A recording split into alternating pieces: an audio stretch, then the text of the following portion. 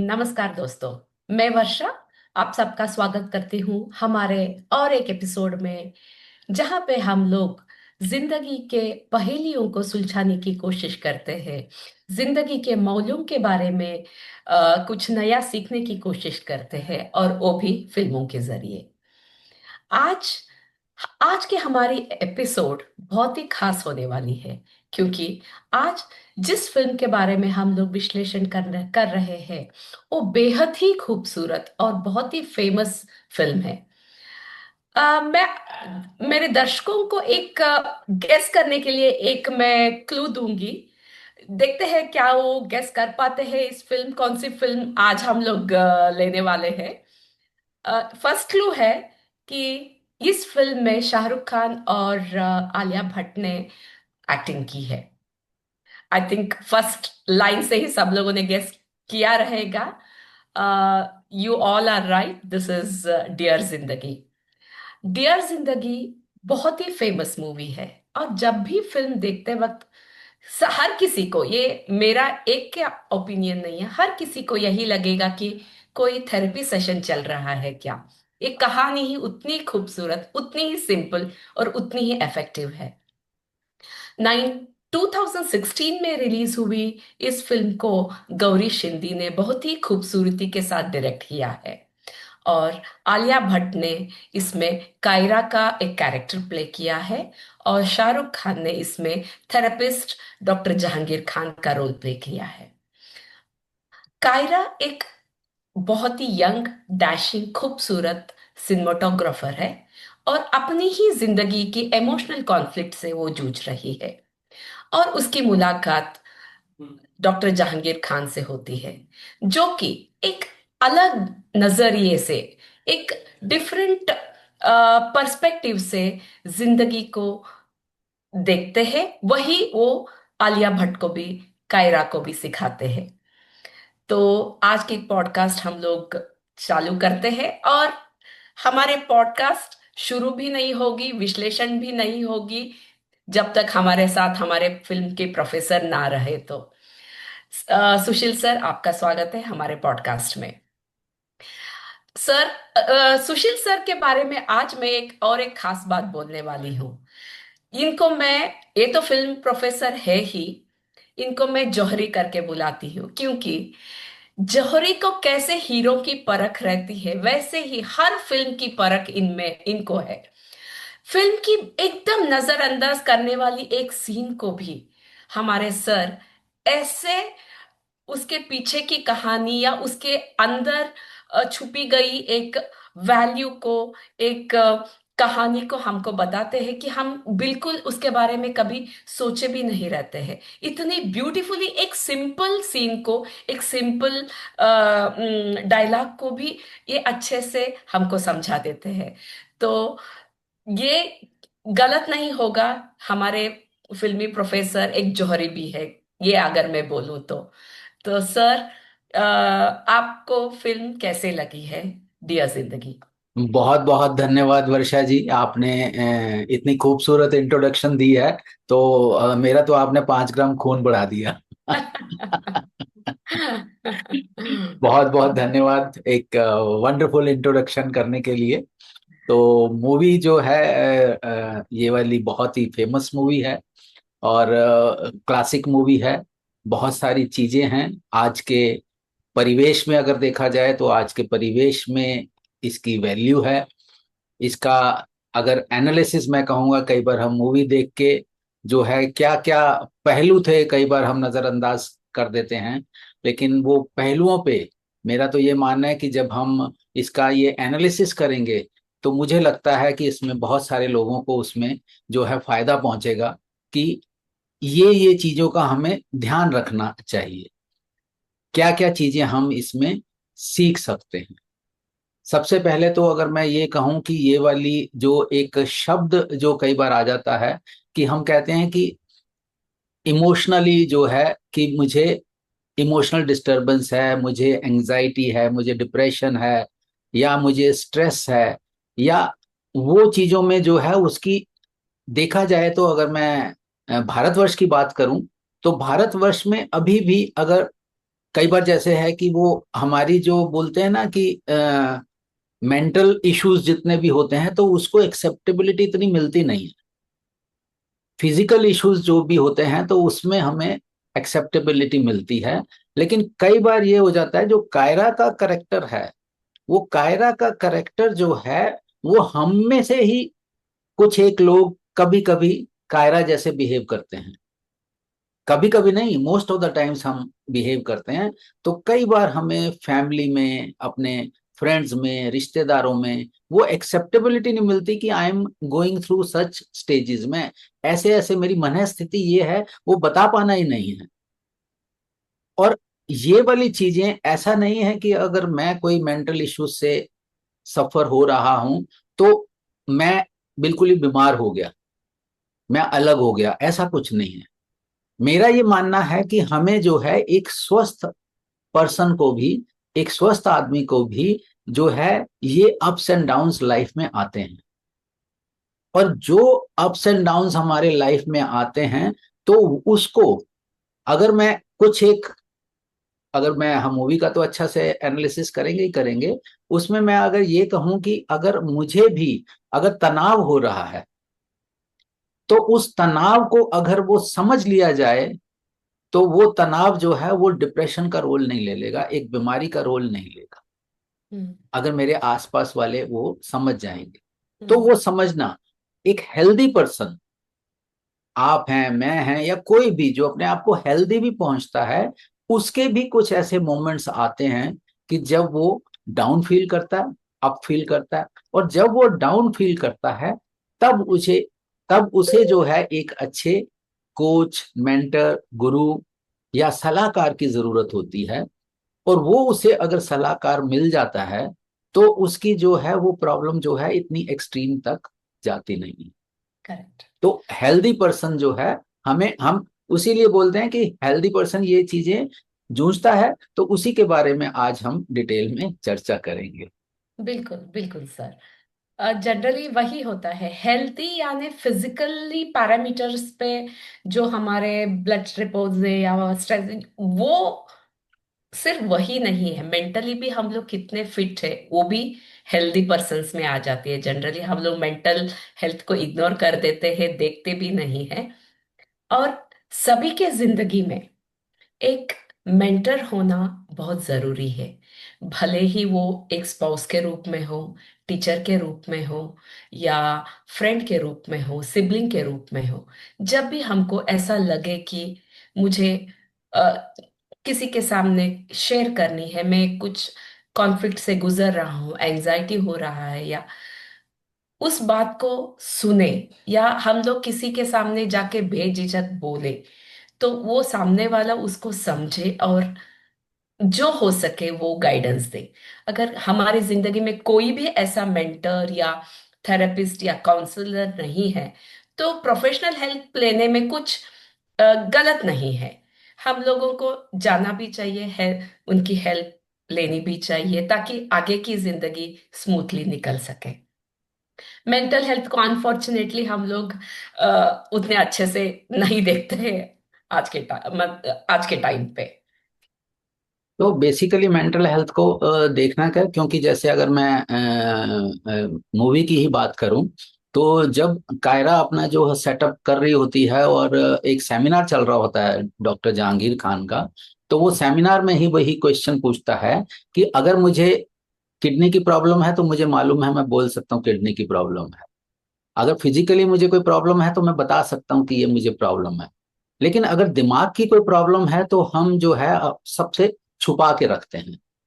ओहो हो, नहीं नहीं नहीं, ये हमें नहीं बताना, तो वो छुपाते हैं जब हो। तो उसी चीज को अगर हम ये कहते हैं कि वो दिमागी प्रॉब्लम को हम एक्सेप्ट ही नहीं करते, चाहे वो हमारा घर हो, चाहे वो हमारे फ्रेंड सर्कल हो, चाहे हमारा ऑफिस हो, चाहे बाहर हो। तो ये जो है, ये एक्सेप्टेबिलिटी बड़ी जरूरी है कि जैसे मुझे खांसी जुकाम लग सकता है, या जैसे मुझे बुखार हो सकता है, वैसे मेरे दिमाग का भी जो है वो अप्स एंड डाउन्स हो सकता है। करेक्ट। तो अगर राइट मोमेंट पे उसको भी हम एक्सेप्ट ही कर लें, तो मुझे लगता है, मेरा ये पर्सनल मानना ये है कि आधे से ज्यादा प्रॉब्लम तो वहीं खत्म हो जाएगी हम्म। कि हम सुन लें। सामने वाले की कई बार कहना कि भाई मेरे तो दिमाग में ये चल रहा है, तो अरे ये तो बेकार का फतूर है, अरे ये तो बेकार की बातें हैं, अरे ऐसा तो होता है कभी, ये नहीं होता। तो हम उसको जो है वैलिडेट नहीं करते, हम्म। जस्ट हम वैलिडेट ही उसको कर दें तो आधे से ज्यादा प्रॉब्लम तो तभी सॉल्व हो जाती है। करेक्ट। तो इसी जो है मूवी के माध्यम, मूवी में बखूबी ये वाला सीन दिखाया गया है, जिससे कायरा इन्फ्लुएंस होती है कि this is the right person जो मुझे गाइड कर सकता है, कि एटलीस्ट ये आइडेंटिफाई तो कर रहा है कि हाँ I am going through some problems. Correct. तो वो जो है बड़ा जरूरी है। करेक्ट। तो क्या होता है, हम लोग, थेरेपिस्ट वो नहीं है जो सडन इमीडिएट सॉल्यूशंस दे। थेरेपिस्ट वो है जो हमको दूसरे एंगल से भी सोचने के लिए, हमारे जो रिकवरी या कॉन्फ्लिक्ट्स का ये भी एक रीजन हो सकता है, या इसका सॉल्यूशन ऐसा भी हो सकता है, कॉन्फ्लिक्ट होने के कारण ऐसे भी हो सकते हैं, ऐसे सोचने के लिए हमको उस जो हम लोगों ने नजरअंदाज किए रहते हैं वो एंगल पे भी सोचने के लिए हमको थोड़ा सा प्रोत्साहित करें। वो वाला थेरेपिस्ट की एक मेन फीचर है, मेन क्वालिटी है सर। और एक, जैसे आपने अभी कायरा का आप बोल रहे थे, मैं उसी रिलेटेड आपसे मेरे ध्यान इस पे गया कि कायरा डॉक्टर जहांगीर खान से मिलती है। वो पहले एडमिट नहीं करती है कि मेरे लिए, मैं खुद के लिए आई हूँ, मेरे दोस्त के साथ ऐसा ऐसा हो रहा है तो मैं आई हूँ। ऐसे और किसी और के बिहाफ में हम लोग ट्रीटमेंट ले सकते हैं क्या? ये एक दिमाग में मेरा आया, मुझे लगा कि मैं आपसे बात करती हूँ इस बारे में। ये बहुत बढ़िया आपने प्रश्न पूछा वर्षा जी, हम्म। कि जो है कि अगर मुझे काउंसलिंग, सबसे इम्पोर्टेंट बात क्या है कि जिस पर्सन को काउंसलिंग चाहिए उसको रेडी होना पड़ेगा कि मुझे काउंसलिंग चाहिए। हम्म। अगर थर्ड पार्टी में क्या है कि थर्ड पार्टी में वो काउंसलिंग पॉसिबल ही नहीं है। ये ऐसा नहीं है कि मेरा जूस पीने का मन है और मैं किसी और को बोलूं कि जूस ला दे और मैंने पी लिया, हम्म। तो ऐसा नहीं है। काउंसलिंग में उसकी जो है क्या मनःस्थिति चल रही है, क्योंकि हो सकता है कि बेसिकली इसमें क्या है, डायग्नोसिस ऑफ द प्रॉब्लम बड़ा इंपॉर्टेंट है। हम्म। और एक जो प्रोफेशनल है, मैं ये नहीं कहता कि हर एक बार ही डॉक्टर जहांगीर खान या थेरापिस्ट या डॉक्टर ही हमारे होना चाहिए। कई बार जिसको आप अपना मेंटर या गुरु मानते हैं तो उसे कई बार आपने सारी डिटेल्स बतानी है, वो ट्रस्ट बताना है कि मैं ऐसे ऐसे गो थ्रू हो रहा हूँ। हम डॉक्टर के पास जाते हैं, डॉक्टर को कहते हैं जी मुझे सिर दर्द हो रहा है, अच्छा सिर दर्द हो रहा है, गला भी खराब हो रहा है, वो बोलता है हाँ ये भी हो रहा है वो भी हो रहा है, तो वो फिर आपको मेडिकेशन देता है।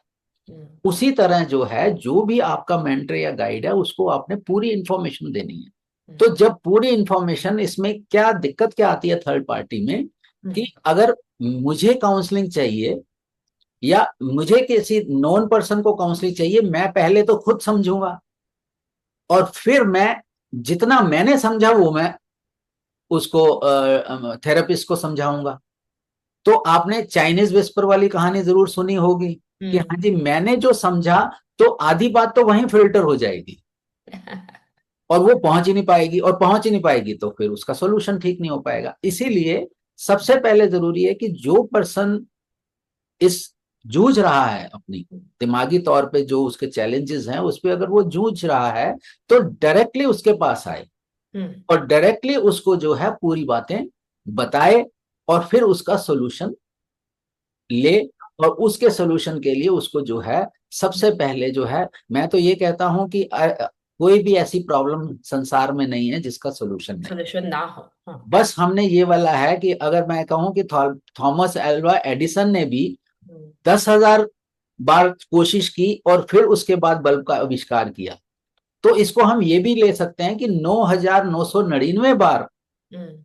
उसको 9,999 तरीके पता लग गए कि ये बल्ब इस तरह नहीं बनेगा। तो 10,000 वाला तरीका जो है वो उसको पूरा, इसी तरह कोई भी समस्या हमारी जिंदगी में आती है तो उसका हल तो है, बस सवाल इतना है कि उस हल की तरफ हमें सोल्यूशन नहीं मिला, लेकिन सोल्यूशन तो है। है वही। अब ये हम लोग अब बात कर रहे थे ना कि किसी और के तरफ से ऑन बिहाफ में हम लोग थेरेपी नहीं ले सकते। ये कितना वैलिड है, क्योंकि हम लोग कभी कभी हमारे दिमाग में क्या चल रहा है वही प्रॉपरली बयान नहीं कर पाते हैं। 10 चीजें चलती है, उसमें से बहुत कोशिश करने के बाद मे बी हम लोग 8 चीजें ही बोल पाते हैं। 8 हम लोग बोलेंगे, उसमें से वो सामने वाला 6 ही समझेंगे। उसमें से हम लोग किसी और के बिहाफ में जाके ट्रीटमेंट लेना, मतलब ये बेवकूफी ही है। हाँ, वो मतलब कि वो समझदारी तो बिल्कुल नहीं है कि मैं बिल्कुल किसी नहीं और पे ये वाला करके कि ऐसा ऐसा हो रहा है। उसको है। डायरेक्टली, हो सकता है सपोज मैं अपना एग्जांपल अगर लूं कि मेरे जो घर में अगर किसी को काउंसलिंग चाहिए, चाहे वो मेरी पत्नी हो सकती है, मेरी बेटी हो सकती है, मेरा बेटा हो सकता है, तो हो सकता है कि उसे इशू ही मेरे साथ हो सकता है ना, पॉसिबिलिटी है उसने मुझे ही ना डिस्कस किया हो। तो इसीलिए उसको जो है, अब मैं समझ रहा हूं कि उसको ये वाली दिक्कतें हैं, वो हो सकता है वो वाली दिक्कत ही ना हो, वो मुझे बता ही नहीं पा रही कि, या बता ही नहीं पा रहे कि हाँ जी ये वाली दिक्कतें हैं। तो जब मुझे बता ही नहीं पा रहे, तो मैं कैसे किसी थर्ड पार्टी से ये सोल्यूशन ले सकता हूँ? बिल्कुल पॉसिबल ही नहीं है। तो सही है। उसे लिंक करना पड़ेगा डायरेक्टली कि ये इश्यूज हैं। और इसमें सबसे जो कॉन्फिडेंशियल इशू रह जाता है कि जो पर्सन इसमें गाइडेंस दे रहा है उसको जो है, एक जो है सबसे बड़ी बात ये आती है कि लोग क्यों नहीं गाइडेंस लेते।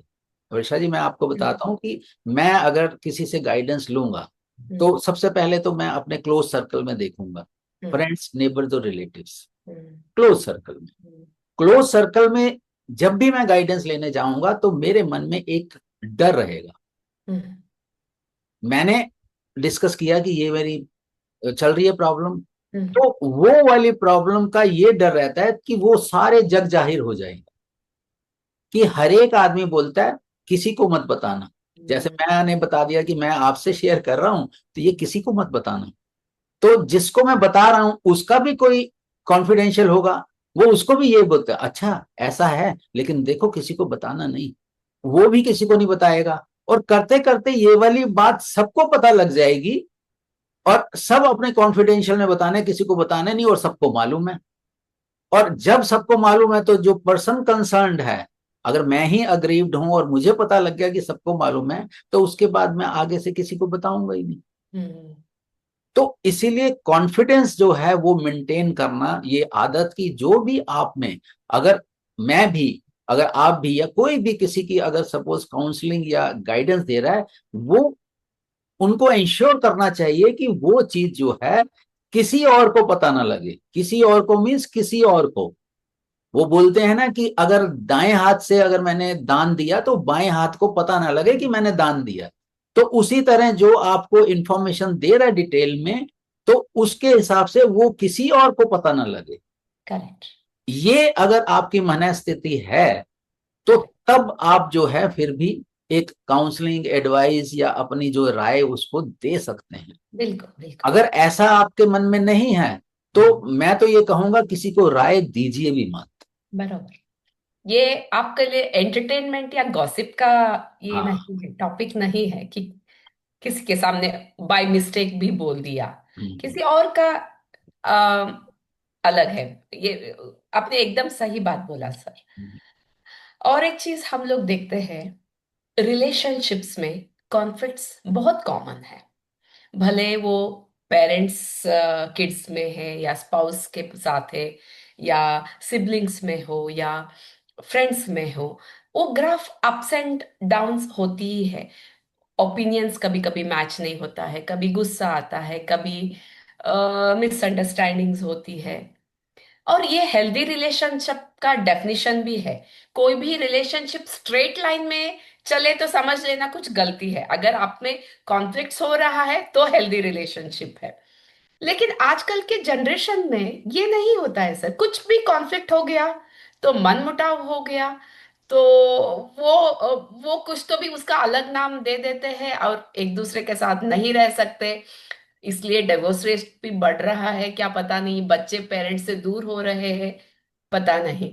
तो कॉन्फ्लिक्ट्स होना जरूरी है, हेल्दी है, नेचुरल है या अननेचुरल है सर? सबसे पहले तो मैं वर्षा जी ये कहूंगा कि जो कॉन्फ्लिक्ट्स है, तो वो, मैं तो ये मानता हूं कि आज की जनरेशन का नहीं, हम्म, ये आपके कन्फ्लिक्ट्स जो हैं हमारे आदिकाल से, जो हैं जो भी जनरेशन रही वो आदिकाल से उनके कन्फ्लिक्ट्स रहे हैं। और होना भी चाहिए सर। हाँ, कन्फ्लिक्ट्स रहते हैं। हम्म। ये होता है कन्फ्लिक्ट्स को अब रिजॉल्व, अगर किसी हद तक, आपने बिल्कुल ठीक कहा कि किसी हद तक जो हमारे कन्फ्लिक्ट्स हैं वो हेल्दी है, हम्म। क्योंकि हमें दूसरे की ओपिनियन पता लगती है। लेकिन सिर्फ फर्क इतना है कि हेल्दी कॉन्फ्लिक्ट्स को अगर हम बातचीत के जरिए हम्म। हम उसको, उसमें हल निकालें कि दूसरे का पर्सपेक्टिव भी समझें। हम्म।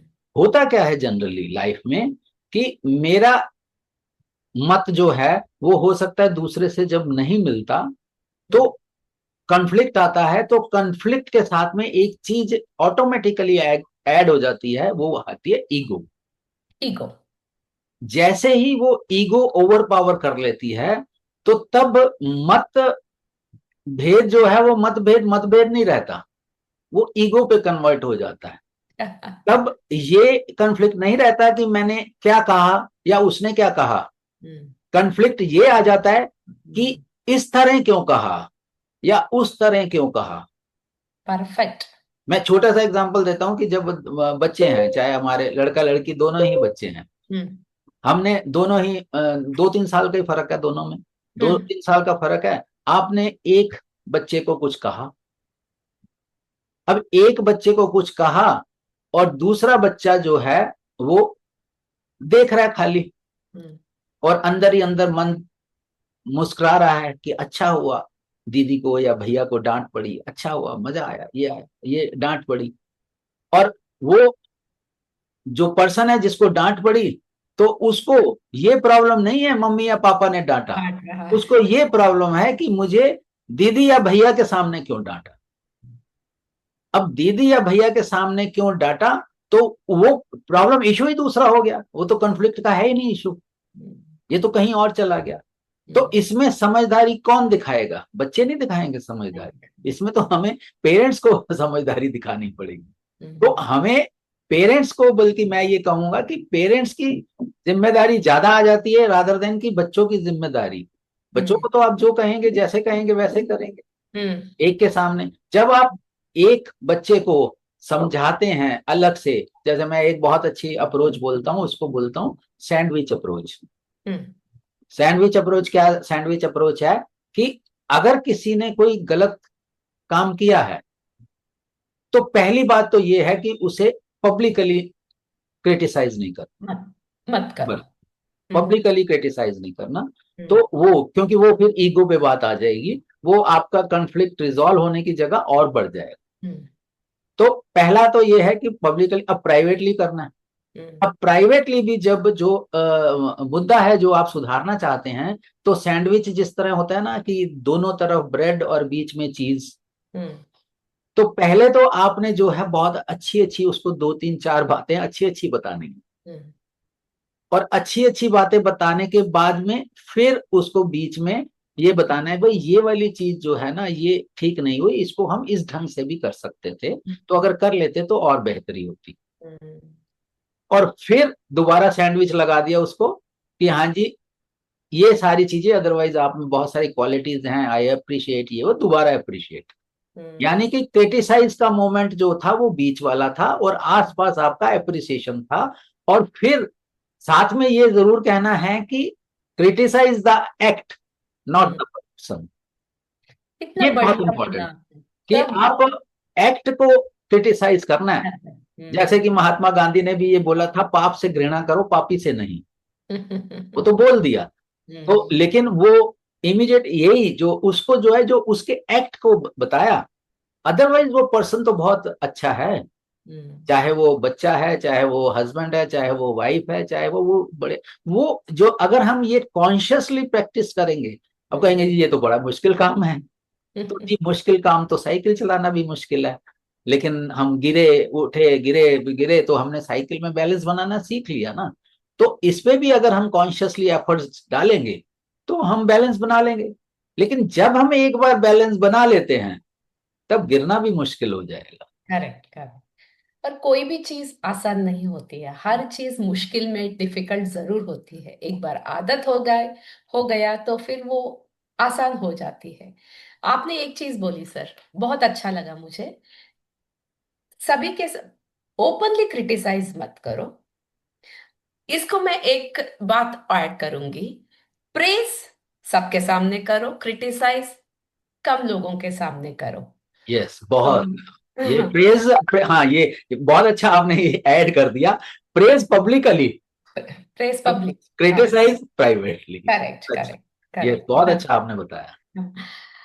और आजकल देख, एक सर्वे के हिसाब से 70% लोग पहले तो मानते नहीं है कि उनका कोई इमोशनल कॉन्फ्लिक्ट चल रहा है।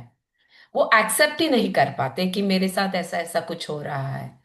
और जिस किसी को वो फील होने लगता है कि no, this is not, something is wrong, this is not normal, what I am behaving, how I am going through, उसके बाद किसी के सामने वो उसको बोलते नहीं है, हेल्प के लिए जाते नहीं है। तो ये है कि मेंटली डिस्टर्ब होना या इमोशनल कॉन्फ्लिक्ट होना गलत बात नहीं है, उसको उसके लिए हेल्प लेना वो गलत बात है। तो ये मूवी डियर जिंदगी ओवरऑल यही हमको मैसेज देती है कि आपको लगे आपके साथ कुछ गलत हो रहा है, ऐसा आपको फील हो रहा है, प्लीज सीक हेल्प। हाँ, ये पक्की बात है। ये पूरी की पूरी कन्फ्लिक्ट जो है वो किस तरह से हमारा इंडिविजुअल, हमारे कन्फ्लिक्ट भी बहुत प्रकार के होते हैं। एक कन्फ्लिक्ट होता है कि हमारा किसी दूसरे के साथ कन्फ्लिक्ट है, और उसकी जड़ें कहाँ पे हैं वो हमें कई बार मालूम ही नहीं है। जैसे अगर मैं कायरा का एग्जांपल लूं, तो कायरा का जो कन्फ्लिक्ट था, हम्म। उसकी कन्फ्लिक्ट 25 साल पुरानी बातों से था। उसकी जड़ें वहां से जा रही थी। कईयों की 25 साल पहले जा रही होती है, कईयों की 15 साल पहले जा रही होती है, कईयों की 5 साल पहले जा रही होती है।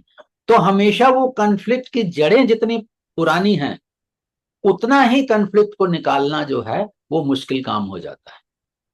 इसीलिए जो है वो आस्किंग क्वेश्चंस, आपने देखा होगा डॉक्टर जहांगीर खान ने जैसे ही उसकी मीटिंग स्टार्ट होती है, तो उसने अपनी प्रश्न पूछने की जो है स्टार्ट कर दी। क्योंकि वो प्रश्न पूछता है, क्वेश्चंस पूछते पूछते पूछते पूछते वो आइडेंटिफाई कर पा रहा है कि हाँ जी, क्या, कहाँ पे प्रॉब्लम कहाँ है। एक और इसमें वर्षा जी बहुत इंपॉर्टेंट बात है। मैंने आपको, आपने पूछा दो और दो कितना, मैंने बता दिया चार। लेकिन अगर मैं आपको दो और दो का आंसर चार ना बताऊं, और आपको ही हम्म। एक्सप्लोर करने दूं हम्म। कि आप ही कहो कि दो और दो चार होता है, हाँ। तो ये वाला जो आपका सोल्यूशन है ना, ये लास्टिंग सोल्यूशन होगा, सस्टेनेबल सोल्यूशन होगा, परमानेंट सोल्यूशन होगा, रादर देन कि मैं आपको बता दूं कि दो और दो चार होता है। तो वही डॉक्टर जहांगीर खान ने उसको हेल्प की है कायरा को, कि वो खुद जाने कि हाँ जी वो कहाँ से गुजर रही है और उसके सोल्यूशंस क्या हैं। उसने सोल्यूशंस नहीं दिए, उसने हेल्प की कि वो सोल्यूशंस खोज पाए। तो ये जो है, मतलब बिटवीन द लाइंस अगर मैं कहूंगा कि ये वाली चीजें जो है, ये वाली चीजें आसान नहीं है। तो इसके लिए आपको जो है ह्यूमन नेचर को और लोगों को, इसको जो है समझना पड़ेगा। और समझने के लिए बिल्कुल आसान तरीका है कि अच्छी अच्छी जो है वो किताबें पढ़ें। उसमें आपको जो है बहुत चीजें मिल सकती। Correct correct. अच्छे काउंसलर के, अच्छे थेरेपिस्ट की यही एक क्वालिटी है कि आपको तुरंत सोल्यूशन खुद ना दे, सोल्यूशन तक लेके जाने के लिए बस मदद करे कि पॉसिबिलिटीज ये सारी हो सकती है करके। एक उसमें एक मुझे एक सेइंग हमेशा याद आती है sir. Genius is not the one who has answer to all his questions, rather genius is has the patience to wait till he gets the answer। तो हर समस्या का, हर सिचुएशन का समाधान जरूरी है। आपने इस शुरू में ही बोला कि हर सिचुएशन के लिए डेफिनेटली एक सॉल्यूशन है। वो सॉल्यूशन तक हमको थोड़ा सा वेट करना पड़ेगा, इंस्टेंट नहीं है कुछ भी। हल्का थोड़ा सा वेट चाहिए, थोड़ा सा पेशेंस चाहिए। जब उसका वक्त आएगा सब कुछ, हालात भी सुधरेंगे, हालात भी बदलेगा, सिचुएशंस इंप्रूव होंगे। हम खाना भी तुरंत गैस पे रखने के बाद नहीं पकता है, उसको थोड़ा सा पकाने के बाद उसका रियल स्वाद आता है। वैसे ही हमको वो टाइम सिचुएशन ठीक होने तक हमको पेशेंस लेना पड़ेगा। हाँ बिल्कुल ठीक आपने कहा कि genius is not the person who has all the solutions. सारे सॉल्यूशंस नहीं है, किसी के पास भी सारे सॉल्यूशंस नहीं है। लेकिन कई बार आपने देखा होगा कि अगर आपने, मैंने तो बहुत बार इसको एक्सपीरियंस किया है, शायद आपने भी एक्सपीरियंस किया होगा कि कई बार एक प्रॉब्लम में आप लगे हुए हैं, कुछ सोल्यूशन समझ नहीं आ रहा, कुछ सोल्यूशन समझ नहीं आ रहा, कुछ सोल्यूशन समझ नहीं आ रहा। हम्म। जैसे ही आप जो है, आप इतना डिस्टर्ब हैं, तो आप उस समय एक काम कीजिए, आप उस प्रॉब्लम से 1 घंटे के लिए हट जाइए। हम्म। 1 घंटे के लिए हट जाइए। हम्म। 1 घंटे के बाद दोबारा उस प्रॉब्लम पे आइए। हम्म। देखिए स्प्लिट ऑफ ए सेकंड में सोल्यूशन मिल जाता है। हम्म। कई बार रात भर हम जो है कि ये सोल्यूशन नहीं मिला, नहीं मिला, बहुत दिक्कत हो जाएगी, बहुत दिक्कत हो जाएगी। हम्म। आप हम्म। कहते हैं आज मैं सो रहा हूं, कोई बात नहीं, कल हम्म। इसको देखते हैं। हम्म। तो कल उसको देखते हैं तो इमीडिएटली वो स्प्लिट ऑफ ए प्रॉब्लम हो गई। हम्म। ऐसा तो कई बार हुआ है। हम्म। मैं तो कहूंगा दसियों बार हुआ है, अगर सैकड़ों बार नहीं तो दसियों बार मेरे साथ तो ऐसा हुआ है। मैंने चाबी यहाँ रखी थी, चाबी यहाँ रखी थी, ये कहाँ गई, कहाँ गई, कहाँ गई, कहाँ गई, खो गई, खो गई, अभी चाहिए, अभी चाहिए, अभी चाहिए, अभी चाहिए। थोड़ा रिलैक्स हुए, 10-15 मिनट में हो सकता है मेरे बगल में ही पड़ी हो, वो दिखाई नहीं दे रही मुझे। तो उसी तरह आपने बिल्कुल ठीक कहा कि genius is not the person who has all the solutions, but who has patience to look for the answers. तो यूनिवर्स पे छोड़ दो, वो बोलते हैं ना, यूनिवर्स पे छोड़ो, आप अपने इष्ट देवता पे छोड़ दो, भगवान पे छोड़ दो, वट एवर यू से, तो वो छोड़ दो। तो मैं तो ये कहूंगा कि यूनिवर्स पे छोड़ दो, यूनिवर्स अपने आप ख्याल रखेगा कि हमारा जो है वो ख्याल करके वो सॉल्यूशंस ले आएगा। सॉल्यूशन अगर ले आया, वेल एंड गुड। नहीं लाता solutions, then also it is good for us. ये बिलीफ अपने आप में डेवलप करना होगा। करेक्ट, करेक्ट, जो भी होता है अच्छे के लिए होता अच्छे है के ये लिए। वाला। यस। क्योंकि जब हमारे हाथ में कुछ नहीं रहता है, तब हमको जस्ट यूनिवर्स के सामने सरेंडर होना सबसे बेस्ट तरीका है सर।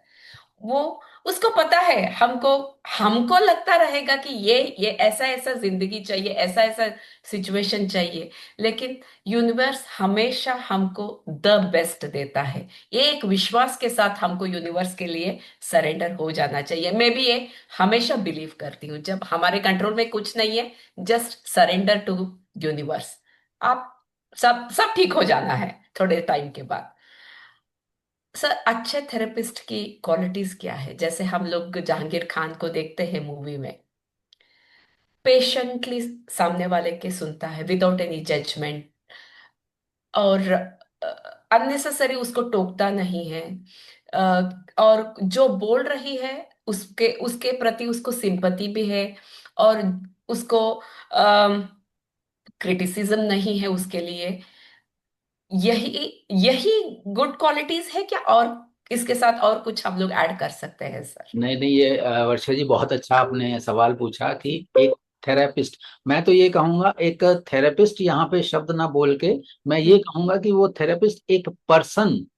हम्म। क्योंकि जब भी आपसे कोई राय मांगता है, हम्म। तो हम्म। आप हो सकते हैं एक मदर हो सकते हैं, एक फादर हो सकते हैं, एक ग्रैंडफादर हो सकते हैं, ग्रैंड मदर हो सकते हैं, आप कोच हो सकते हैं, या कहीं कोई भी सिचुएशन में आप हो सकते हैं। तो जब भी आपके, तो बेसिकली क्वालिटीज जो है, एक तो मैं ऑलरेडी आपको बता चुका कि उसमें आपका कॉन्फिडेंशियलिटी बहुत मेंटेन करना जरूरी, नंबर वन क्वालिटी। हम्म। कॉन्फिडेंशियलिटी मेंटेन करना बहुत ही जरूरी है। वो कॉन्फिडेंशियलिटी की मेरी जो है, मेरी हंसी नहीं उड़ाई जाएगी, मेरा मजाक नहीं उड़ाया जाएगा। तो एक क्वालिटी तो ये वाली हो गई कि कॉन्फिडेंशियलिटी। दूसरी हो गई कि वैलिडेशन, कि अगर आप ये नहीं कर पाए तो इसका मतलब ये नहीं कि सब कुछ खराब हो गया। तो सामने वाला जो भी कहे तो उसको वैलिडेट करना, हम्म। This is normal. ये हम्म। नॉर्मल चीजें हैं, ये मेरे साथ भी होती हैं। फर्क ये हो सकता है कि अगर आपके पास अगर 3 बार हुई तो हो सकता है मेरे पास 2 बार या 1 बार हो।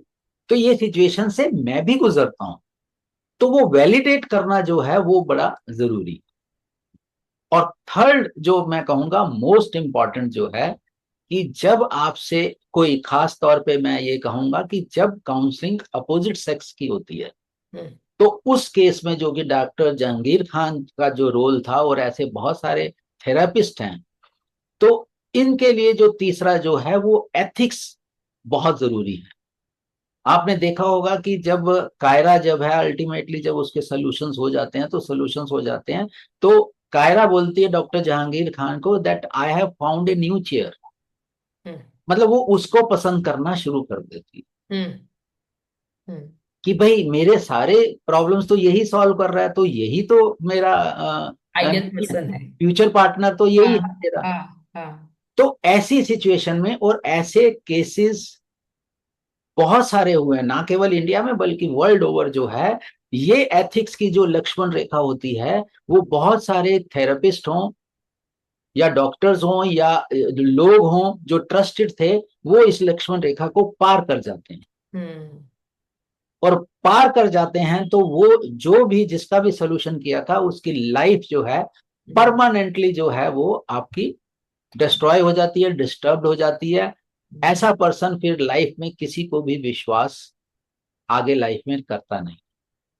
मैं तो बोलिए। उस मोमेंट पे जो है डॉक्टर जहांगीर खान ने जो कहा, तो वो बहुत ही अच्छा था कि जब भी आपको कोई पैटर्न फॉर्म होते हुए नजर आए, तो आपको अच्छे से सोच लेना चाहिए। और साथ में ये भी कहा कि आपको genius is the person who knows when to stop. Genius वो है कि जो जिसको मालूम है कि कब रुकना है। करेक्ट। तो उसने जो है स्मूथली वेरी ब्यूटीफुली वो हैंडल किया कि मेरा रोल यहीं तक था, आपका रोल हो गया खत्म, नाउ हम जो दूसरे एक दूसरा जो रास्ता था, now I have to find new person कि जिसकी मैं हेल्प कर सकूं, and you are now at your own. तो वो कर दिया। तो वो बहुत ही डेलिकेटली जो है वो आपस में जो है बिछड़ते हैं इमोशनली। दर्द तो होता है जिसको हम जो हमें हेल्प करता है, हमारी गाइडेंस देता है, तो उससे एक ऑटोमेटिकली अफेक्शन तो हो जाता है। लेकिन वो अफेक्शन जो है वो अफेक्शन वहीं तक रहे, तो ये बॉर्डर लाइन जो है वो बखूबी जो है वो मूवी में दिखाई गई है। और ये तो मैं कहूंगा कि जितने भी थेरापिस्ट, काउंसलिंग और जितने भी आपके इस फील्ड में हैं, और जो इस फील्ड में नहीं है वो तो है ही है, जो जो इस फील्ड में है, तो उनके लिए भी एक स्ट्रॉन्ग मैसेज है कि what are the qualities of a good therapist. और उसमें डॉक्टर जहांगीर खान का जो करेक्टर है वो बखूबी जो है शाहरुख खान जी ने बहुत अच्छी तरह निभाया। नहीं, मैं आपने एकदम सही बोला, मैं यही आगे पूछने ही वाली थी। और आपने परफेक्टली बोल दिया कि जनरली हम किसी के बारे में एक लाइकिंग डेवलप करना बहुत इजी है, क्योंकि end of the day we all are human beings.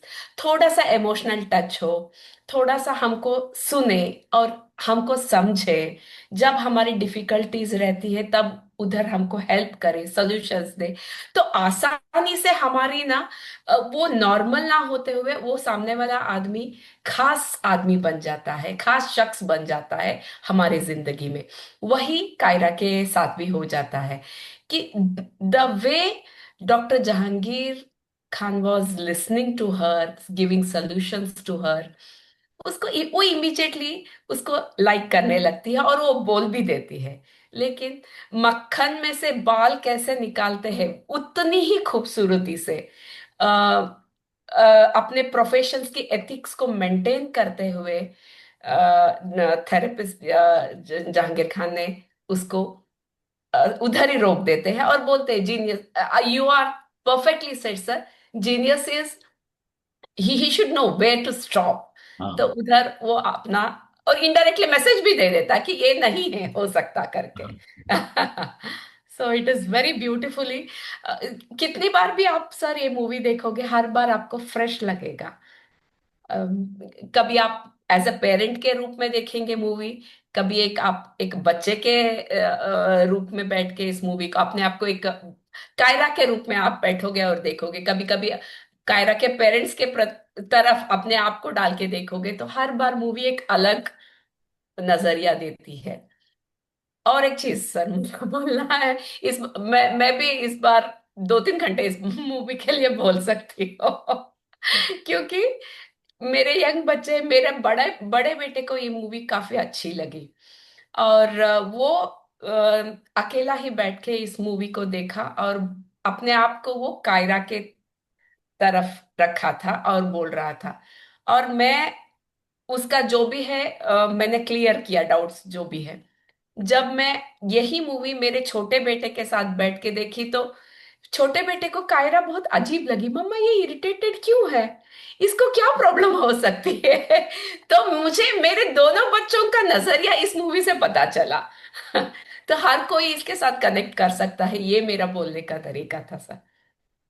नहीं, बिल्कुल ठीक कहा आपने। देखो, अगर मैं मूवी का डियर जिंदगी का आप एक सीन देखिए, मैं हम्म। आपके दोनों बेटों के पर्सपेक्टिव से देखता हूँ। हम्म। जैसे इमिडिएटली जब फ्रेंड्स सारे कायरा और अपने सब फ्रेंड्स जो हैं आपस में एंजॉय कर रहे होते हैं, खा रहे होते हैं, पी रहे होते हैं, तो इमिडिएटली कायरा की मदर का फोन आता है। तो वहां से मदर ने जो बोला, जो हमें समझ आया, वो बोला कि उसने खाने के लिए बहुत अच्छी अच्छी चीजें बनाई हैं जो कायरा को पसंद है। तो उसका जो डायलॉग है उसमें मतलब कि इरिटेट होके बोला, क्या खाना खाना खाना खाना, खाने खाने की हमेशा खाने की पड़ी रहती है। तो अब इस स्टेज में अगर मैं आपके छोटे बेटे की जगह लूं तो वो तो ठीक है, ये तो वो वहां से वो बोल रही है कि खाने के लिए ये बनाया और ये ऐसे इरिटेट कर रही है। लेकिन हमें मालूम है कि वो जो खाने खाने के लिए जो गुस्सा है, वो गुस्सा खाने का नहीं है, वो 25 साल पुराने वाला गुस्सा है। बराबर है। और 25 साल पुराने का गुस्सा, वो ये देखिए कि वो टॉक्सिन्स जो हैं, हम्म। टॉक्सिन्स जो पॉइजन कब बनते हैं हम्म। कि एक टॉक्सिन डेवलप हुआ तो वो धीरे धीरे धीरे धीरे धीरे वो पॉइजन का काम कर गया कि इमीडिएटली किसी ने अच्छी बात भी कही तो वो भी बुरी लग गई। बराबर है। तो वो बेसिकली उसका पास्ट बहुत ज्यादा हैवी था। हम्म। और यही जनरली हमारा होता है कि जो पास्ट जो होता है हमारा लाइफ में, वो बहुत हैवी होता है। जो भी इस चैलेंजेस से गुजरते हैं, और मैं ये नहीं कहूंगा कि जो गुजरते हैं healthy person, you and me also included, उसमें डेफिनेट। ऐसा नहीं है कि वो हमारे पास्ट के जो एक्सपीरियंसेस होते हैं। अब पास्ट के एक्सपीरियंसेस में किसी एक पर्सन ने 1 मिनट के लिए हमें प्यार दिखाया, तो वो 24 घंटों में से हमें वो आज तक याद रहेगा कि यार ऐसे माहौल में एक है। जैसे मैं अपना ही एग्जांपल देता हूँ, मैं बहुत ही इंट्रोवर्ट था। हम्म। आज भी मुझे प्राइमरी स्कूल की वो टीचर याद है आज भी, कि जिसने मुझे, क्या हुआ क्या नहीं हुआ, आई वॉज अपसेट क्या था, कि उसने मुझे गले लगाया। प्राइमरी स्कूल की टीचर आज तक मुझे याद है कि उसने मुझे गले लगाया, कि उसने कहा कि everything will be all right. क्या कहा वो तो मुझे याद ही नहीं है। लेकिन ये भी हमारी खासियत है कि बचपन की चीजों में क्या कहा ये याद नहीं रहता, हम्म। क्या किया ये याद हम्म। रहता है। हम्म। आप भी इमेजिन करके देखिए कि हम्म। हमारे जो बचपन की जो यादें हैं, तो किस पर्सन ने क्या किया वो याद है, क्या कहा वो याद नहीं। करेक्ट। तो इसी की एनरिचमेंट, ये भी एक मेरे लिए तो एक बड़ी एनरिचमेंट हुई कि मुझे आज तक याद है। हालांकि वो वाला मोमेंट मुश्किल से आपका पूरी लाइफ में, मेरी पूरी प्राइमरी लाइफ में देर आर मतलब कि बहुत सारी टीचर्स थी, बहुत सारे, प्राइमरी निकल गया, मिडिल निकल गया, हायर सेकेंडरी निकल गया, बहुत सारे हंड्रेड ऑफ टीचर्स थे। लेकिन वो टीचर आज भी, मतलब कि इवन मुझे याद भी है कि मिसिस कपूर उनका नाम था। हाँ। तो ओके। ये वाली चीजें जो हैं वो पास्ट वाली है। ऐसे ही पास्ट नेगेटिव है, हम्म। तो वो नेगेटिव भी हमेशा हैवी रहता है, और हम समझ नहीं पाते कि हाँ जी वो बच्चा ऐसा क्यों बिहेव कर रहा हम्म। हम्म। वही, action speaks louder than words है। करके। Yes, exactly exactly. सर, और एक, don't expect different results when doing the same things. तो सेम पैटर्न एक कायरा के साथ हम लोगों ने मूवी में देखा कि उसके रिलेशनशिप में एक एक ही पैटर्न था कि बहुत लंबा नहीं चलता है, वो खुद ही ब्रेकअप कर लेती है। इनिशियली जब ये एंड होते होते हमको समझ में आता है कि उसका ये पैटर्न क्यों डेवलप किया था उसने। तो जैसे इसको आपने पहले ही आपने आंसर कर दिया कि एक टॉक्सिन्स को बहुत अंदर रखने के बाद वो पॉइजन बन जाता है। तो उसकी वो बचपन की कड़वी यादें उसको ऐसे बिहेवियर को एक डेवलप होने के लिए वो रीजन था। जो कि बाद में जहांगीर खान ने उसको पूरा सा उसको वो समझा के फिर वो बहुत ही पेरेंट्स के साथ हो या उसके रिलेशनशिप्स को एक्सेप्ट करने में वो काफी मदद करती है। तो आप क्या बोलना चाहेंगे सर इसमें के हाँ बारे ठीक, आपने बिल्कुल ठीक कहा कि जैसे ही हमारा जो है एक पैटर्न बनता है, में? हाँ। और वो पैटर्न को हमेशा हमें कोशिश ये करनी चाहिए कि पैटर्न बनने ही नहीं देना चाहिए। मेरा हम्म। ये पर्सनल तौर पे मानना है। जब पैटर्न हम बनने देते हैं तो उस पैटर्न को जब ब्रेक करना एक मुश्किल हो जाता है। और वो पैटर्न क्या होता है? सुबह उठ के चाय पीने का भी हो सकता है पैटर्न। ओ सर, चाय पीने का पैटर्न को तोड़ना बड़ा मुश्किल है। लेकिन ये चाय पीने का वो हमारा वो मेंटल, ये अगर मैं ये कहूंगा वो पैटर्न है ना, कि हाँ, जब तक चाय नहीं मिलेगी मेरा दिमाग ही नहीं काम करेगा। नहीं चलता है। मेरा दिमाग भी नहीं काम करेगा, मेरे से कुछ काम नहीं होगा, मेरा एनर्जी लो है, ये है। ये सारे जवाब हमने अपने आप को दे रखे हैं। कईयों को चाय का पैटर्न है, कईयों का न्यूज़पेपर का पैटर्न है। वो कई बार तो वो बोलते हैं कि स्टोमक ही क्लियर नहीं होगा जब तक कि न्यूज़पेपर नहीं पढ़ते कई लोग तो हाँ। वो एक पैटर्न बन गया। कईयों को चाय का है, कईयों को कॉफी का है, कईयों को किसी चीज का भी है। तो बेसिकली जो डॉक्टर जहांगीर खान वो बोलते हैं कि जब भी कोई पैटर्न लगे, पैटर्न बनता नजर आए, तो उसको अच्छी तरह सोच लेना चाहिए। हम्म। तो हम्म। उससे क्या है कि मैं, ऐसा नहीं है कि सब चीजों का सोल्यूशन क्या है। अब मैं अगर सपोज अपनी बात करूं कि कई बार घरों में अगर हम पंजाबी फैमिलीज में हैं तो सुबह तो बस पराठा, पराठा और पराठे से ही नाश्ता होता है और कोई चीज नहीं है। हाँ, पराठे में वो आलू का हो सकता है, मूली का हो सकता है, पनीर का होगा, लेकिन होगा पराठा ही। पराठे के साथ दही होगी या बटर होगा, और फिर लस्सी होगी। ये सालों साल हमारा चलता जा रहा हम्म। है। ऐसा पर्सन अगर उसको कहीं बाहर जाना पड़े, बंगाल में जाना पड़े या साउथ में जाना पड़े, तो वो इडली देख के तो उसको चौंक ही जाएगा कि ये क्या आ गया मेरे सामने। एक उसका दिन तो खा सकेगा, मे बी सेकेंड डे उसको।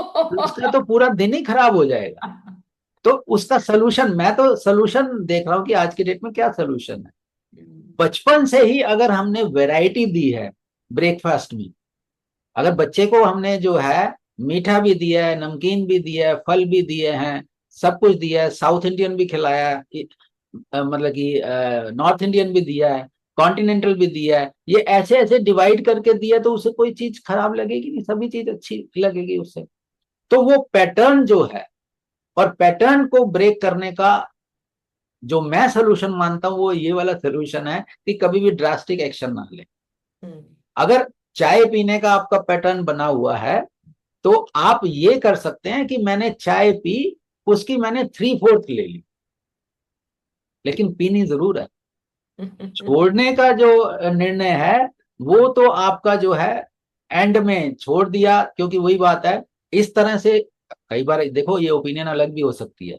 मैं ऐसे अपने मित्र को जानता हूं जो कि आपके पान, मतलब कि ये समझिए कि 24 घंटे में सोने के अलावा 18 घंटे उसके मुंह में पानी रहता था। हम्म। हम्म।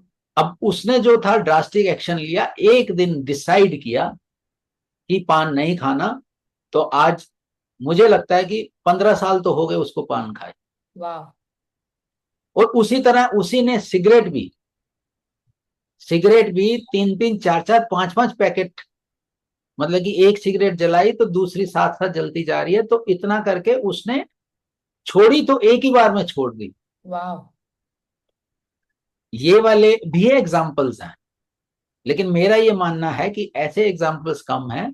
हाँ, अगर मैं 100 ml चाय लेता हूं तो अगर एक दिन मैंने 90 ml ली तो शायद मुझे उतना फर्क नहीं पड़ेगा। तो हम्म। इस तरह मैं धीरे धीरे धीरे जो है वो पैटर्न को ब्रेक कर सकता हूँ। हम्म। तो वो जो पैटर्न की बात जो डॉक्टर जहांगीर खान ने की है वो बहुत ही मार्वलस है, और मुझे बहुत पसंद आई है, और मुझे लगता है कि दर्शकों को भी वो चीज बहुत पसंद आई।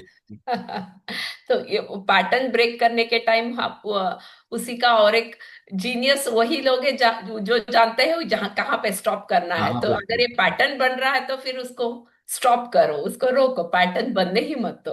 हम्म। वैसा। और सर, जनरली क्या होता है, हम लोग अपने आप को प्रूव करने के लिए डिफिकल्ट रास्ते ले लेते हैं। ये हमेशा वैसा ही होता है कि मसल्स बनानी है तो मुझे जिम ही जाना है, 10 किलो ही उठाना है। नहीं, हम योगा से भी मसल बना सकते हैं। फिट रहना है तो मुझे डाइट ही करना है। No, healthy food is good enough to keep yourself healthy, fit. तो डिफिकल्ट रास्ता चुन के अपने आप को प्रूव करना जरूरी नहीं है। स- रास्ता करेक्ट होना चाहिए। आसान भी हो सकता है अपने आप को प्रूव करने के लिए। ये बात मूवी का मुझे सबसे खास लगा और अच्छा लगा। हाँ बिल्कुल ठीक आपने कहा कि हम क्या है मुश्किल रास्ते ले लेते हैं, और हमें लगता है कि सोल्यूशन जो है ना वो मुश्किल रास्तों के थ्रू ही आएगा, आसान रास्ता है ही नहीं। लेकिन बहुत बार ऐसा होता है कि बहुत आसान रास्ता होता है। जैसे मैंने यही बताया कि अभी आपका मुश्किल रास्ता क्या है, आपने बोला कि जैसे मुझे जिम जाना है, तो जिम में जब तक मैं 10 किलो 20 किलो 50 किलो वेट नहीं करूंगा, कार्डियो नहीं करूंगा, ये नहीं करूंगा, तो तब तक जो है मेरा वेट लॉस नहीं होगा। उसकी जगह जो है, हो सकता है जैसे आपने बिल्कुल ठीक कहा कि योगा भी हो सकता है। तो वो एक्सेप्टेबिलिटी, हम्म। तो योगा भी कई बार बात करो। अब योगा की अगर मैं बात करूं तो एक योगा बोलता है, उसको भी यही पता है कि व्यायाम ही योगा है। हम्म। लेकिन एक दूसरे व्यक्ति से पूछो योगा क्या है, yoga is all about mental health. योग की अगर बात करें तो योग की बात तो भगवान कृष्ण ने भगवत गीता में भी की है। हम्म। तो उन्होंने कुछ प्राणायाम नहीं सिखाए उसमें।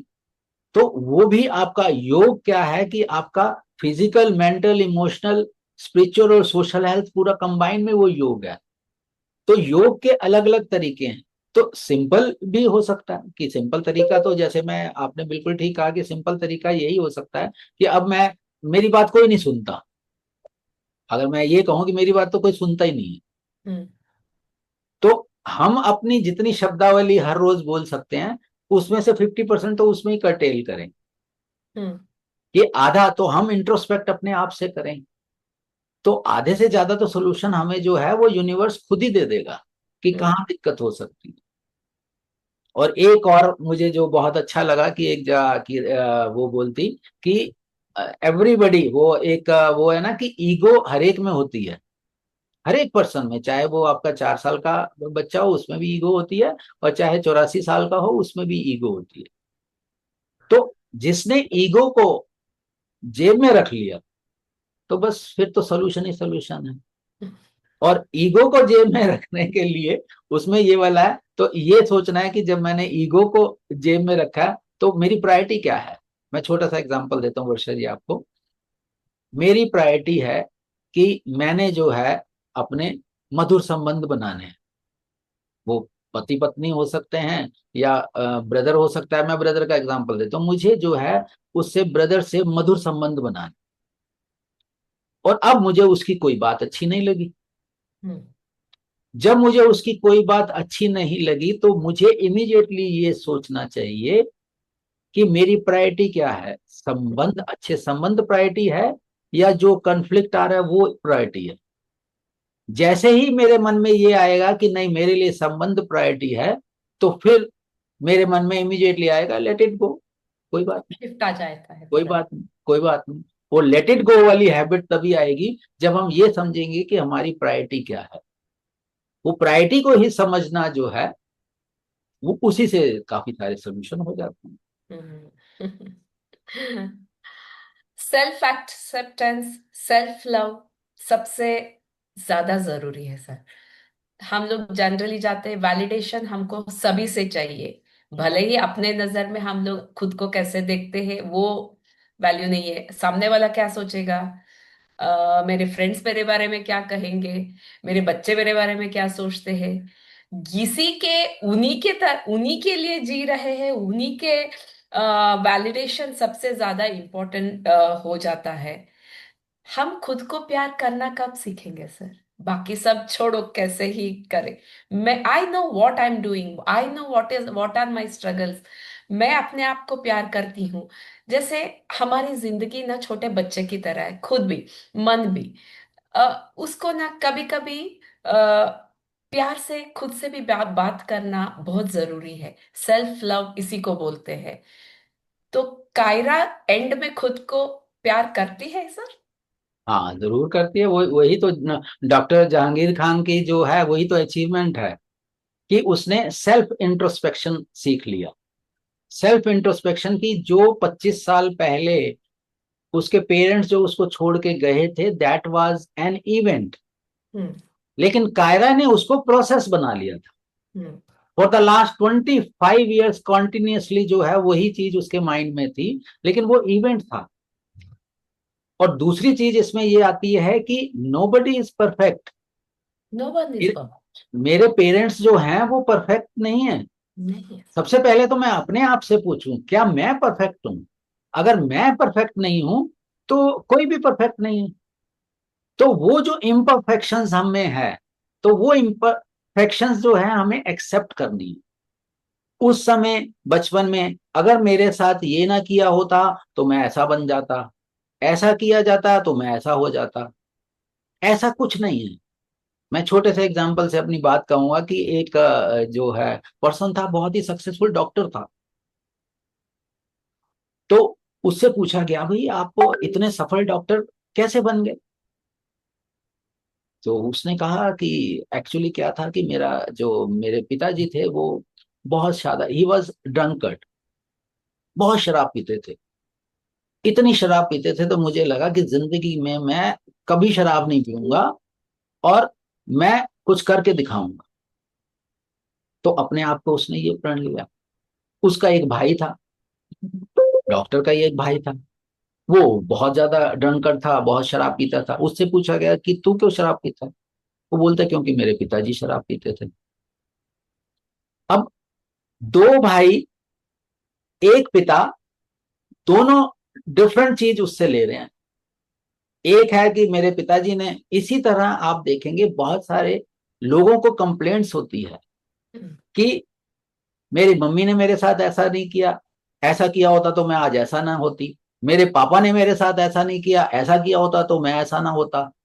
तो वो ब्लेमिंग एटीट्यूड है। तो जैसे ही हम ब्लेमिंग एटीट्यूड को निकाल लेते हैं, जैसे कि जो कायरा के साथ हुआ, डॉक्टर जहांगीर खान ने उसको, कायरा को ये आइडेंटिफाई किया कि दैट वाज एन इवेंट। और वो इवेंट कहां तक ठीक था कहां तक गलत था, वो आपकी एज भी नहीं थी वो समझने की, जिसको आप अपनी अडल्ट लाइफ तक आज तक लेते आए हो। और यही हमारा रिलेशनशिप में होता है। एक तो ये वाला है। दूसरा एक और इम्पॉर्टेंट चीजें होती है कि हमारी एक्सपेक्टेशंस जो है ना वो बहुत ज्यादा हो जाती है किसी से भी। एक्सपेक्टेशंस, अगर हम दो मित्र आपस में मिलते हैं तो आपस में हमारी एक्सपेक्टेशंस हो जाती हैं कि वो, ही और she will behave in a certain way. Correct. अगर हम डेटिंग कर रहे हैं तो लड़का लड़की को भी वो होती है कि मेरी एक्सपेक्टेशंस है कि ये ऐसा करेगी। डेटिंग में तो वो इतना ज्यादा होते हैं कि एक दूसरे की, मतलब कि मान लेते हैं, इतनी ज्यादा मान लेते हैं। लेकिन जैसे ही वो पति पत्नी में ट्रांसफर होता है, जब बॉन्ड बनता है, तो तब तो कोई कंपल्शन नहीं है। तो इमीडिएटली वो एक्सपेक्टेशंस है कि मेरी एक्सपेक्टेशंस है कि मुझे सुबह उठ के चाय मिलनी ही चाहिए, मुझे सुबह उठ के नाश्ता ये चाहिए ही चाहिए। तो ये जैसे जैसे एक्सपेक्टेशंस होती रहेंगी वैसे वैसे वो कॉन्फ्लिक्ट होता रहेगा। तो जो देने का सिद्धांत है, अगर यही इसी को रिवर्स कर लें कि अगर पति पत्नी नई पत्नी घर आई है, तो पत्नी की जो है 20-25 साल एक पुराने माहौल में रही है, तो पत्नी की क्या रिक्वायरमेंट होगी? अगर हम इसके बारे में विचार ही कर लें, कुछ करें ना, सिर्फ विचार ही कर लें, तो हमारी जो है पूरा माहौल, हमारी एक्सपेक्टेशंस का जो माहौल है वो हमारा जो है वो उतना नहीं रहेगा कि नहीं तो वो कॉन्फ्लिक्ट बढ़ते रहेंगे। करेक्ट। कैसे? बोलिए सर। हाँ तो ये चीज जो है हमें, मतलब कि बहुत सारी, मैं तो ये कहूंगा कि मैं तो फैन हूँ। मेरी जो पर्सनालिटी है उसमें तो मेरा जो है मूवीज का तो मैं कहूंगा कि बहुत देन है। और उसमें से अच्छी बातें भी होती हैं, खराब बातें भी होती हैं। तो जो हम तो वही है कि जो ली हमने कैसी ली बातें, वो डिपेंड करता है हमारे इंडिविजुअल पे। और यही हमारा आज प्रयास है कि अच्छी अच्छी जो क्लासिक मूवीज हैं, उन क्लासिक मूवीज में से जो अच्छी अच्छी बातें अपना नजरिया हम दे रहे हैं कि इसमें ये भी अच्छी बातें थी। बाकी तो हमारे दर्शक बताएंगे जब ये एनालिसिस को देखेंगे कि भाई ये वाली चीजें तो आपने छोड़ ही दी, तो ये वाली चीजें छोड़ दी, तो ये भी हम जो है वो हम फिर सीखेंगे। बराबर है, बराबर है। हमारा काम वही है सर, अच्छे को देखना, अच्छे को सीखना। और मैं दर्शकों से रिक्वेस्ट करूंगी कि कोई एंगल हमारे तरफ से मिस हो गया हो तो आप प्लीज जरूर बताइए कमेंट बॉक्स में, हम लोग उसको री एनालाइज की ट्राई करेंगे। आपने एक बात बोल रहे थे कि एक्सपेक्टेशंस कितनी हाई हो जाती है एक लोग, तब कॉन्फ्लिक्ट्स की चांसेस बहुत ज्यादा है। इसको रिवर्स नहीं कर सकते सर? अगर हस्बैंड वाइफ है, मैं हस्बैंड की पूरी एक्सपेक्टेशन पे खरे उतरूं, उनको क्या क्या चाहिए सब मैं कर रही हूँ, और हस्बैंड उस उनकी वाइफ की रिक्वायरमेंट्स, उनकी वाइफ की एक्सपेक्टेशंस पे खरे उतर रहे, तो उनका रिलेशनशिप कितना अच्छा होने वाला है। क्योंकि दोनों ऑपोजिट पसंद के लिए सोच रहे हैं, खुद के बारे में नहीं सोच रहे हैं। When we are giving without thinking about ourselves, that relationship is going to be very strong and very beautiful. और और एक चीज, ठीक है, एक्सपेक्टेशन के हिसाब से सामने वाला चल भी नहीं रहा है, ऐसा नहीं हो सकता कि हम लोग ऑपोजिट पर्सन को उनके इम्परफेक्शंस के साथ अपनाएं और उसमें खूबसूरती ढूंढे, तो भी रिलेशनशिप बहुत अच्छा चलता है। इधर दोनों नजरिया है सर। हाँ हाँ जरूर, ये तो देखिए ना, ये वाला it is not just like mathematics hmm. कि मैंने 2 बार आपकी जो है इम्परफेक्शंस को एक्सेप्ट किया, तो हम्म। अब 2 बार आपने भी एक्सपेक्ट करना, हाँ, हाँ, हाँ, दो हाँ। बार आपने भी मेरी इम्परफेक्शंस को एक्सेप्ट करना। हम्म। ऐसा कोई मापदंड नहीं है, क्योंकि नहीं। रिलेशनशिप्स जो है वो आपका ऐसा दायरा नहीं है कि मैंने 4 बार ये किया अब आप 4 बार करो। ये वाला तो नजरिया ये वाला है कि एक मुझे याद आ रहा है कि बचपन में हम सब ने सुना होगा, नेकी कर और कुएं में डाल। नेकी हम्म। करके भूल जाना है। कुएं में हम्म। डालने का मतलब ये नहीं कि मैंने ये नेकियां की और मैंने कुएं में डाल दी। तो जब आपने बता रहे हैं तो इसका मतलब कुएं में नहीं डाली, वो भी आपके पास ही है। तो अगर आपने कोई नेकी की, रिलेशनशिप में कोई भी नेकी की, तो नेकी करके उसको भूल जाएं। आप अगर उसको याद रखेंगे कि मैंने 1 की, 3 की, 7 की, 17 की या 170 की, तो वो नेकियां अगर आप याद रखते हैं तो फिर आप अपनी एक्सपेक्टेशंस को धीरे धीरे धीरे धीरे बढ़ा रहे हैं। हम्म। हम्म। हालांकि वो डिफिकल्ट है, क्योंकि जो हम कहते हैं ना कि हम ह्यूमन बीइंग हैं। करेक्ट। तो हमारा जो है कल ये ऑब्वियस है कि अगर मेरे से जो प्यार से बात करता है तो मैं प्यार से बात करूंगा, अगर मेरे से कोई गुस्से से बात करता है तो मैं गुस्से से, तो मेरा टेस्ट तब आता है। एक कोट मैंने किताब में जो था वो बाइबल का कोट मुझे बहुत अच्छा लगा कि अगर हम उनसे प्यार करते हैं जो हमसे प्यार करते हैं तो हम क्या खास करते हैं। हम्म। मैं रिपीट करता हूं, हम्म। अगर हम उनसे प्यार करते हैं जो हमसे प्यार करते हैं तो क्या खास करते हैं। अगर जो हमसे नफरत करते हैं उनसे प्यार करते हैं तो तब हमारे में खासियत है। बहुत ही खूबसूरत, ये बहुत ज्यादा। बाइबल का कोट है, लेकिन इस पे अगर हम खरे, तो मुझे तो लगता है कि अगर ये वाली एक लाइन ही अगर हम बार बार अपने आप को याद करवाएं तो हमारे किसी के साथ भी संबंध मधुर और मधुर और मधुर और बेहतर होते जाएं। हम्म। सिर्फ एक ही लाइन में, ये तो हम्म। बाइबल की मैंने एक ही चीज बताई है। तो हम्म। ऐसे जो है हमें अपना पर्सपेक्टिव देखना है, तो संबंध वही है। बराबर है सर। ऐसे इसके बारे में हम बातें बहुत सारे कर सकते हैं, लेकिन टाइम भी हमारा हो रहा है। आई थिंक हम आप और कुछ ऐसे एक आधा पॉइंट छूट गया है क्या, हम लोग जो बात कर रहे हैं, या? नहीं नहीं, तो हमें तो देखो ऐसा है, एनालिसिस में जब मैं इस मूवी का एनालिसिस जब करता हूँ, जब अपनी पूरी एक दिन की वर्कशॉप होती है, तो एक दिन की हम्म। वर्कशॉप में मैं पहले तो ये वाली 2-2.5 घंटे की मूवी दिखाता हूँ सब हम्म। ऑडियंस को। दिखा हम्म। के फिर उनके जो है अलग अलग ग्रुप्स बना देता हूँ, ग्रुप्स बना के फिर उनका जो टेक अवेज है उनके लेता हूँ। हम्म। उनके टेक अवेज में लेके, सबके टेक अवेज लेके वो निचोड़ करके उनमें से भी मैं बहुत सारी चीजें सीखता हूँ। तो हम्म। कई बार तो ऐसा होता है कि हर एक सीन में कोई ना कोई टेक अवे आ जाता है। बिल्कुल, बिल्कुल। तो वो टेक अवे जो है, अगर हम मूवी को एनालिसिस करते हैं तो बहुत सारे टेक अवेज हैं। बाकी हम जो हैं दर्शकों पे छोड़ते हैं कि हमने जितना एनालिसिस किया है वो बहुत ज्यादा किया है, कम किया है, या ठीक ठाक किया है, और इसमें कौन कौन से हमारे पहलू छूट गए हैं, तो दर्शकों पे छोड़ते हैं इसको हम। छोड़ते हैं। जी हाँ। मैं दर्शकों से बोलना चाहूंगी कि प्लीज हमारे एपिसोड को देखिए, और हम हमारे चैनल को सब्सक्राइब करें, और प्लीज बताइए हमसे कुछ पहलू छूट गए हैं क्या, और हम लोग डेफिनेटली इसके बारे में फिर से ये करेंगे। ये बोलते बोलते हम लोग हमारे एपिसोड के एंड तक आ गए हैं। जाते जाते मैं सिर्फ एक ही लाइन बोलना चाहूंगी। डियर जिंदगी एक रिमाइंडर है कि लाइफ परफेक्ट नहीं होती है, लेकिन उससे प्यार करना बहुत जरूरी है। शुक्रिया, मैं गौरी शिंदे को बोलूंगी कि इतनी खूबसूरत एक कहानी को उसने फिल्म में किया, और बहुत बेहतरीन डायरेक्शन किया है। और शाहरुख खान और आलिया भट्ट ने अपना द बेस्ट एक्टिंग इसमें दिया है। तो दोस्तों, अगले हफ्ते फिर से मिलेंगे और एक नए एपिसोड के साथ। तब तक के लिए लव यू जिंदगी। Thank you so much sir. Thank बहुत यू। बहुत धन्यवाद।